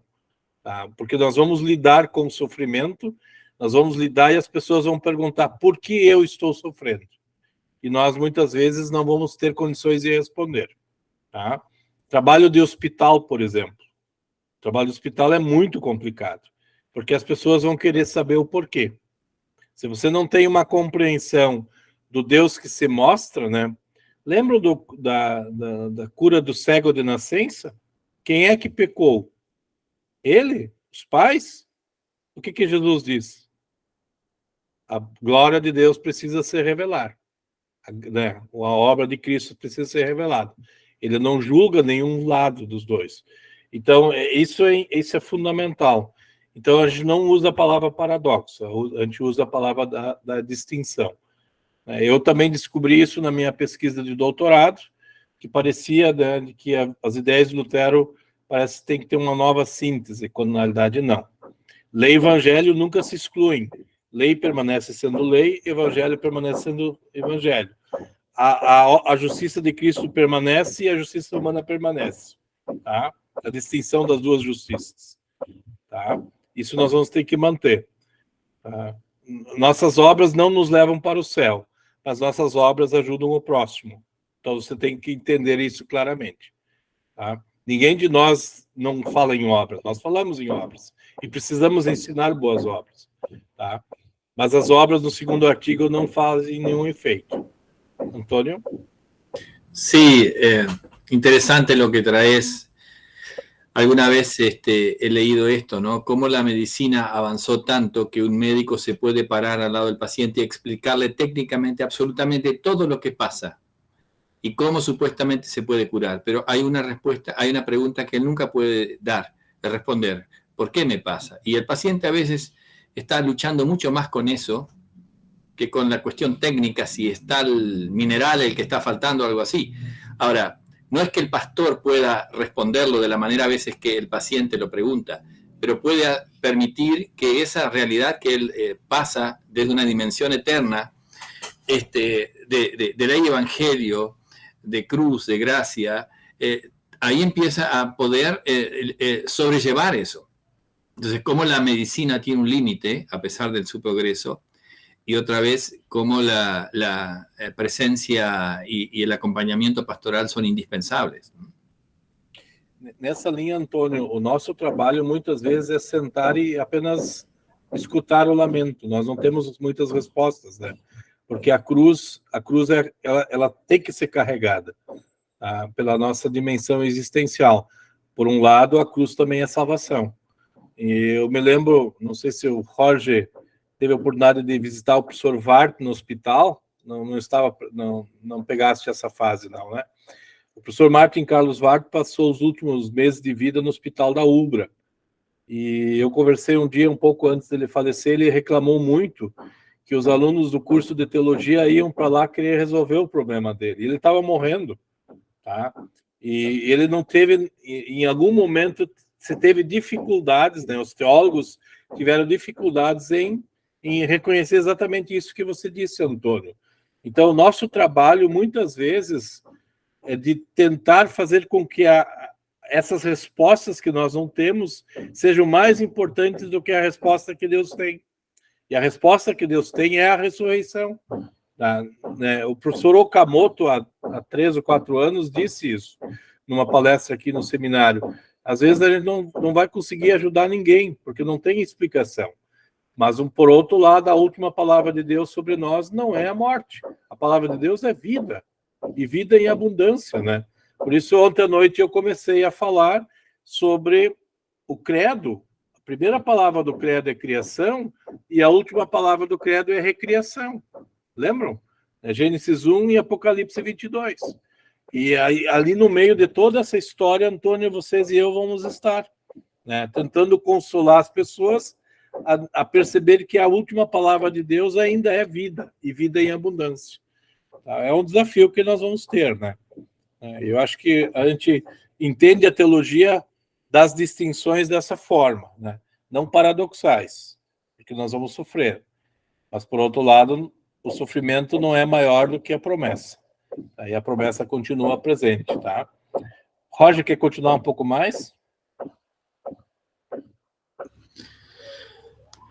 Lutero reconoce la relación interna e incluso la identidad del intelectualismo religioso y el moralismo. Demuestra que ambos se oponen a la cruz. Estas son dos de las ideas más profundas de su teología. La cruz destruye simultáneamente tanto la teología natural como la autoconciencia del ethos natural del hombre. La afirmación de Lutero, Dios solo es conocido en el sufrimiento, es una afirmación ambigua, o más correctamente, apunta a la profunda correlación entre el Cristo sufriente, en que Dios se da a conocer, y el hombre sufriente, que es el único hombre capaz de entrar en comunidad con Dios. La transición de Lutero de la cruz de Cristo al sufrimiento del cristiano y de la debilidad de Dios en Cristo a la demolición de la autoconfianza moralista del hombre es significativa en otro sentido. Significa que el conocimiento de Dios no es un conocimiento teórico, sino una cuestión de toda la existencia del hombre. No podemos ver la cruz como una realidad objetiva en Cristo sin conocernos a nosotros mismos como crucificados con Cristo. La cruz significa, Dios nos encuentra en la muerte de Cristo, pero solo cuando experimentamos la muerte de Cristo como nuestra propia muerte. La muerte de Cristo nos lleva al encuentro con Dios solo cuando se convierte en nuestra muerte. Contemplar la muerte de Cristo se convierte necesariamente en morir junto a Él. Jorge, quando é que isso ocorre? En el bautismo. Exatamente, a linguagem batismal é isso. Só que o que acontece no batismo para nós? O que acontece? É uma guerra civil. O que é uma guerra civil? Entre o Clóvis e Cristo, certo? Entre o Clóvis, natureza pecaminosa, nas filhas de Adão. Exatamente, o homem interior e o homem, né, o homem exterior, carne e espírito, perfeito. Então, essa é uma dimensão que nós perdemos na teologia do batismo. Hoje, nós apresentamos alguém para a igreja, quando, na realidade, nós precisamos perceber que se nós não estivermos em Cristo e continuarmos em Cristo, o batismo também perde seu sentido. Tá? Então, no catolicismo medieval, uma vez batizado, você entrava na igreja. Quando a pessoa caía fora da igreja, você buscava de volta e jogava ela dentro do barco, certo? A igreja era um grande barco. Na realidade, a arca é Cristo e não a igreja. Tá? Então, a linguagem, de novo, dos sacramentos, isso está do cativeiro babilônico da igreja, a linguagem, de novo, é participada onde Cristo está. A participação na ceia é isso. A confissão e a absolvição, o sermão, são vistos por Lutero como Cristo habitando em nós. E Cristo pode habitar em nós? Pode. Tá? Então, toda essa linguagem do morrer e ressuscitar em Cristo que ocorre nos dois movimentos do passado para o presente e do futuro para o presente são determinantes para a nossa identidade. Tá? Então, se você quer saber se você está no céu, pergunta se você participou da ceia. Tá? Por mais que não é determinante para a ceia, você pode ir para o céu só batizado. E esses argumentos de Lutero são fundamentais. Deixa eu chamar a atenção ao que o Althaus chama a atenção aqui em cima. Uma identidade intelectual e moral. E eu acrescentaria uma terceira. Uma identidade carismática, uma coisa parecida. Vocês lembram que Quais eram os votos monásticos básicos? Lembram os 3 votos monásticos? Horst, você lembra deles? Como é que eu controlava... Oi? Sim, sim. Quais são eles? Menciona. Não, repete a pergunta que eu não entendi. Quais são os votos que eu tenho? Obediência. O que mais? Fugiu aí. Pobreza e castidade. Isso. Obediência, pobreza e castidade. Ok. Como é que esses três votos resolviam o credo? Tá? Por exemplo, o que se espera de alguém que obedece? Quem obedece quem? Princípio da autoridade. Quem é a autoridade no credo? Qual o artigo que trata da autoridade? Primeiro. O primeiro artigo, certo? A relação pai-filho, né? O Sim. filho procede do pai. Então, você cumpre o primeiro mandamento quando você obedece à autoridade. O primeiro artigo, desculpe. Sim. Qual é o segundo mandamento? O segundo artigo, desculpe, estou confundindo os mandamentos. Qual a ideia do... O que Jesus faz que se torna padrão para as pessoas? Sacrifício de carne. Ok? Ele consegue se controlar, lembram? Sim. O que é isso? Submissão. Mais do que isso. Qual dos 3 votos estão em evidência? Como é que Jesus vem? Castidade. Jesus é casto, puro, certo? Ele não tem pecado. Então, sejam como Jesus é, sem pecado, certo? E faltou um. A ideia do... Pobreza. Eu consigo lidar com a falta de dinheiro.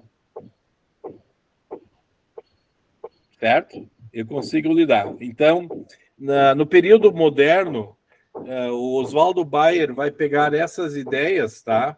E vai colocar o Kant, o Hegel e o Schleiermacher. Vocês devem lembrar que vocês têm o princípio moral de Kant, o princípio dialético do Hegel, tá? O cara que consegue lidar com o diferente, né? E aí vem o aspecto pedagógico, e temos o Schleiermacher, que é a espiritualização da teologia, né? Lembro que o Schleiermacher é o cara da prática, né? Ele divide a teologia em áreas, né? Para tudo desembocar na área prática, né? Separa a exegese da sistemática e da prática em si. Não sei se vocês lembram dessa história. E aí o Oswaldo Bayer tem um livro chamado The Lutheran Way, o caminho luterano, onde ele mostra como Lutero descaracterizou esse mesmo pensamento na teologia medieval e como nós hoje seguimos o que Lutero criticou, tá? Que é o pensamento medieval, por influência do Kant, do Hegel e do Schleiermacher. E é interessante isso. O professor Pless, no livro Manejando a Palavra de Deus, antes eu falei com o pastor Pless sobre isso, ele cita um autor que menciona exatamente a mesma coisa. Então, o monge, o teólogo, né, aquele que manuseava, então, os 3 artigos do credo e cumpria os mandamentos, o credo como mandamentos, né? Lembra que nós temos os 7 pecados capitais, que são os outros 7 mandamentos. E os 3 primeiros mandamentos que estão ligados ao credo são cumpridos pelos religiosos. Os 7 pecados são cumpridos pelos leigos, pelo povo. Tá? Essa distinção você tem. Então, se você tem condições de manusear essa estrutura da chamada primeira tábua, que tem a ver com o credo, você consegue entrar no mosteiro. Se você consegue se manter puro, né? Não tocar em mulher, né? Aí depende da ordem que você entra, você se torna mais rígido ou não. E Lutero entrou na ordem agostiniana por ser a ordem mais rígida para ele poder cumprir as exigências de Deus sobre ele. Tá? Isso é fundamental para a gente poder descaracterizar uma teologia paradoxal, senão você vai sempre dizer, eu consegui fazer. Tá? Eu consegui me manter puro. Certo? Vocês lembram como é que Lutero defende castidade no catecismo. O que é uma vida casta e decente? É viver como Deus previu o casamento.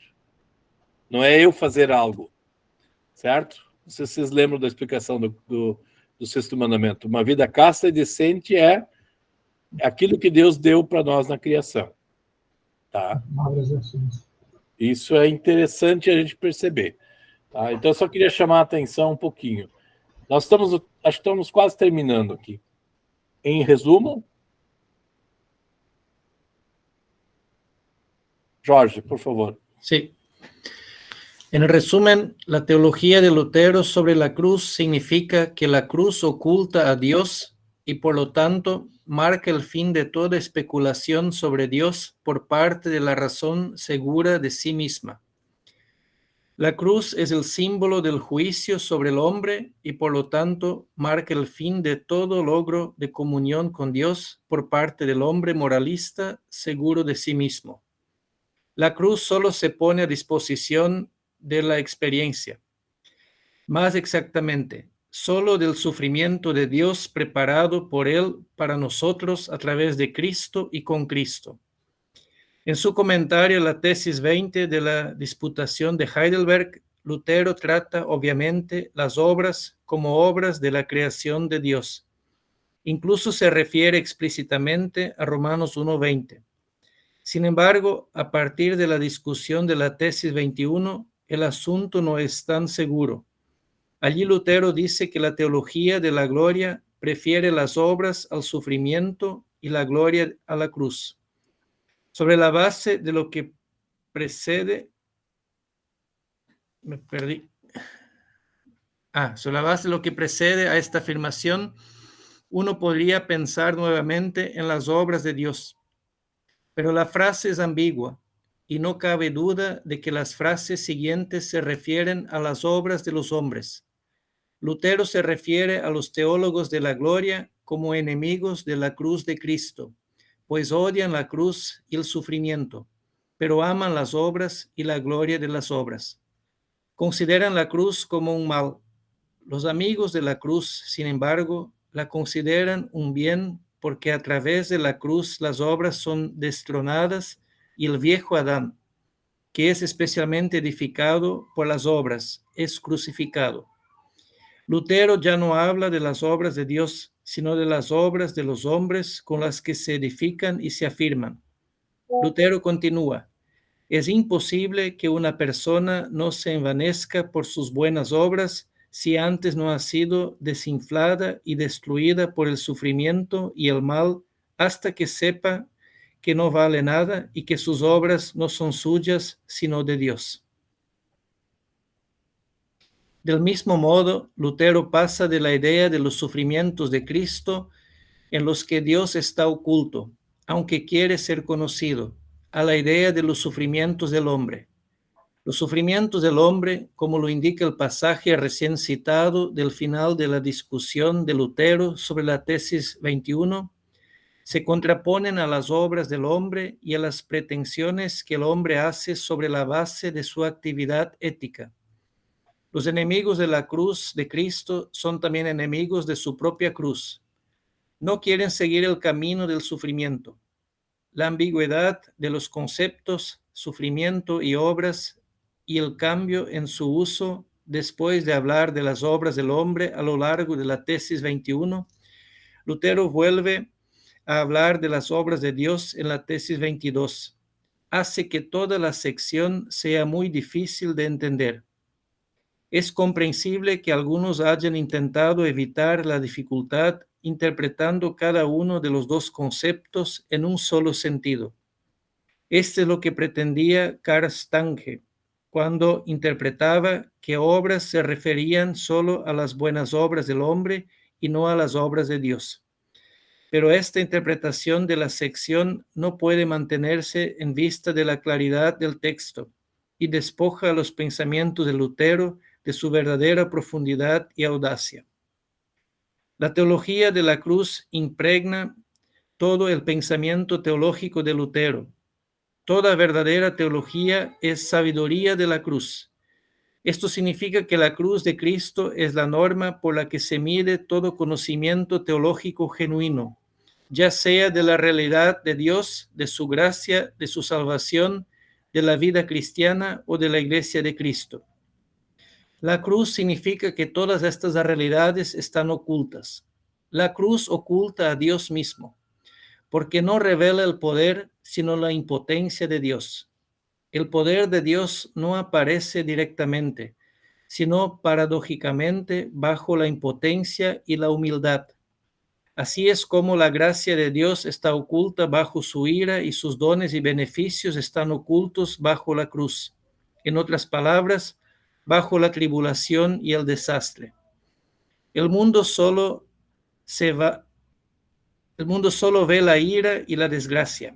Como nosotros y nuestros corazones formamos parte de ese mundo, también los criterios del mundo. A los ojos del mundo y también a los nuestros, la verdad de Dios parece mentira y la mentira del mundo parece verdad.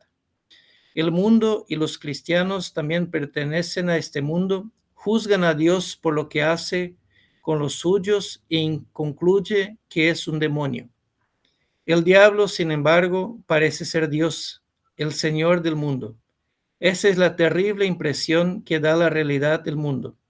Todos los hombres, incluido el cristiano, deben soportar antes de que se produzca el milagro de la fe.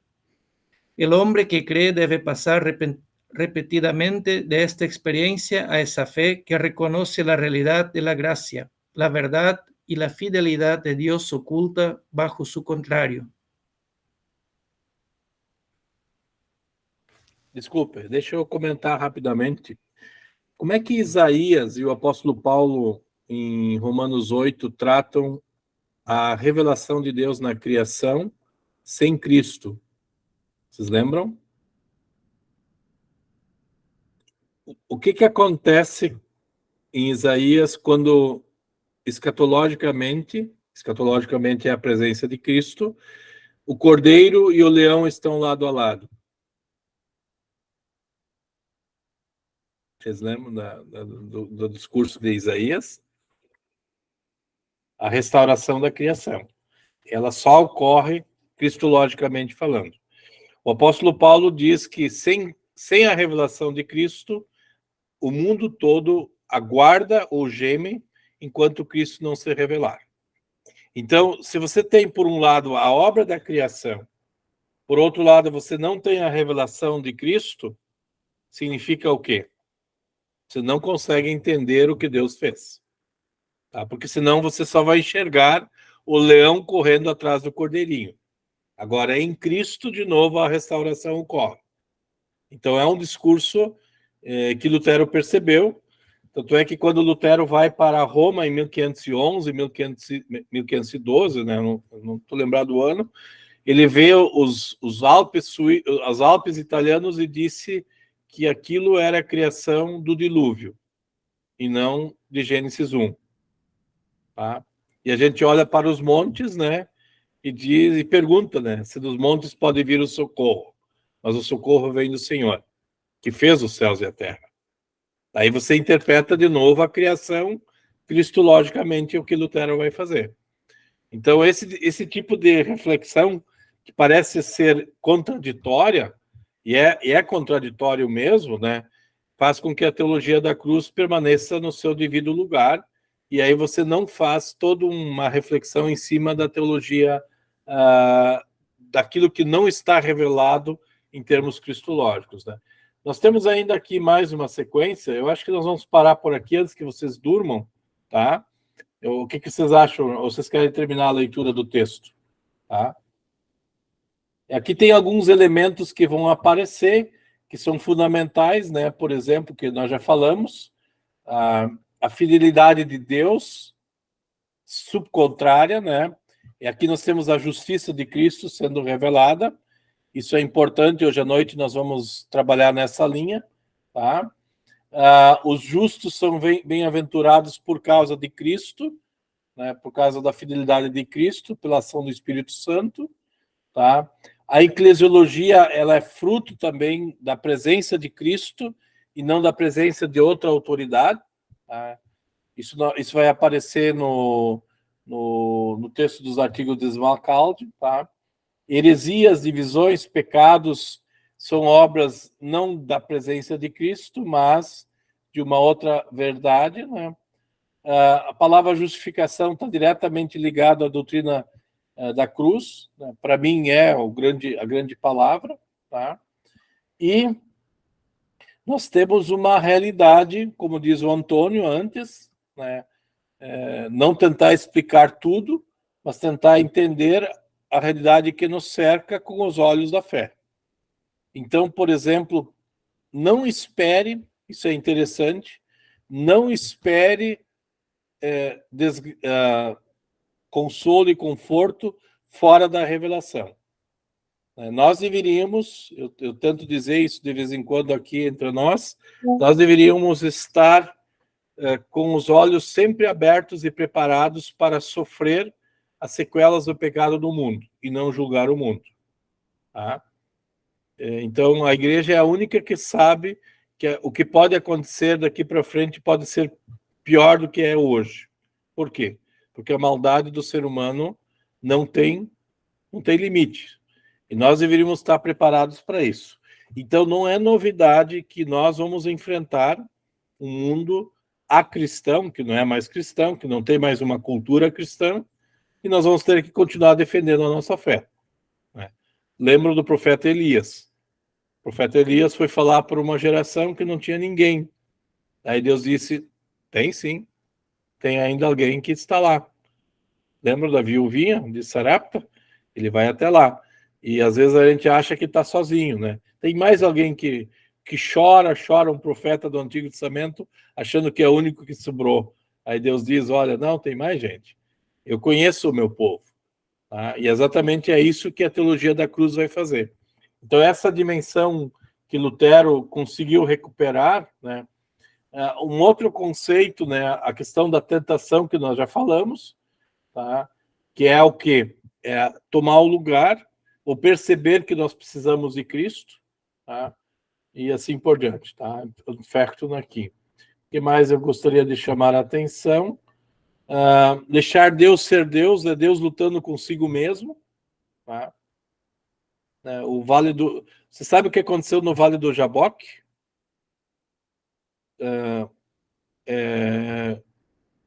Como é que é? O Jacó, né? Luta com Deus, né? E, na realidade, quem de fato está lutando, como vai ser, o apóstolo Paulo vai nos dizer da armadura, é o próprio Deus, né? Você não enxerga 4 pés quando os dois se pegam, se abraçam assim. Você só enxerga dois pés, né? Então, Deus luta por Jacó. Lembram? E aí Deus até dá uma nova identidade para Jacó. Essa é a armadura que nós vamos ver em Efésios 6 depois. Tá? É a mesma armadura que a gente recebe em termos cristológicos. Ok? E aí eu termino o texto, né? Nós podemos ler aqui com mais calma, né? Vocês podem olhar depois. Né? Tem a bibliografia, está aqui. Um pouquinho da teologia da cruz presente, então, na reflexão histórica de Lutero. Tá? Hoje à noite, o exercício vai ser estabelecer alguns princípios da teologia da cruz. Eu vou usar um texto que eu escrevi, Lutero lê a Bíblia, comparando, então, a partir de 2 Timóteo, 2 Timóteo, né, 3,16, acho que é. Depois a gente vai falar sobre toda a escritura é útil para, né? É como isso se traduz no pensamento de Lutero para nos ajudar a perceber como a escritura nos ajuda a revelar, então, a teologia da cruz hoje à noite. Alguma pergunta? Roger, muito obrigado pela leitura, tá? Acho que vamos parar por aí, porque senão a gente vai dormir também, né? Acho que temos o texto aí à disposição. Antônio, os alunos ainda estão ali? Ninguém dormiu? No, ainda no. Todavía no. Está bien. Necesitamos una pausa. Creo que ha sido todo muy, muy bueno. Gracias de nuevo. Nosotros podemos ir cerrando ahora tranquilos. Y dentro de 45 minutos más o menos deberíamos reiniciar. Vamos a tener un momento devocional. Y aquí vamos a reflexionar.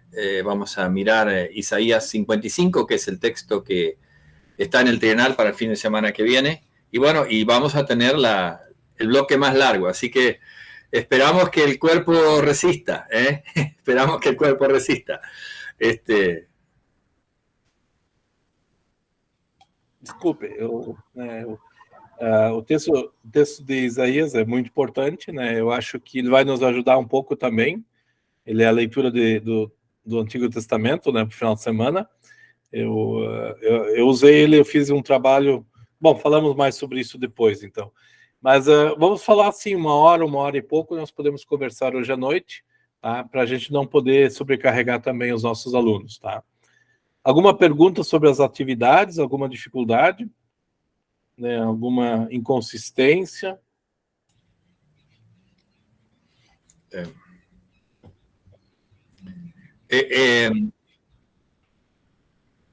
Clovis, el plan era tener el devocional 18:45. Si creen que es prudente esperar 1 hora y empezar a las 19, también podemos hacer eso. Así tenemos un poco más de tiempo. Eso lo podemos manejar. Entonces nos encontramos a las 19, tenemos el devocional y luego vamos así nos reponemos todos y recuperamos energía. ¿Puede ser? Perfeito, pode ser, 19 horas. Entramos com o link do Google Meet, certo? Clovis, el link es distinto, el link es uno nuevo, ¿no? É novo link. Todo é novo link. Eu vou compartilhar daqui a pouco. Al grupo, bien. Tá bom? Bom descanso para vocês. Bom descanso. No, sí, igualmente. Joel ya está descansando. Adelantó la siesta.